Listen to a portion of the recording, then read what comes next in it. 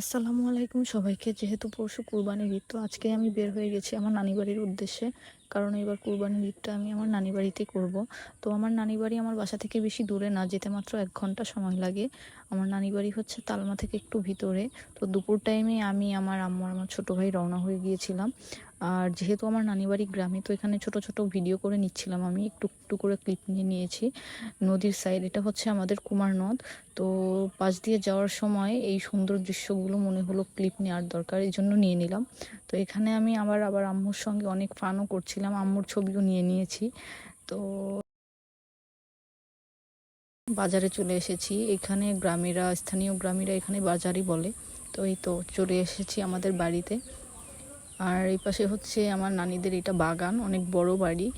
আর বাসায় ঢোকার সময় এখানে আমি ছোট ছোট পেয়ারা হয়েছে সেগুলো উঠিয়ে নিচ্ছিলাম।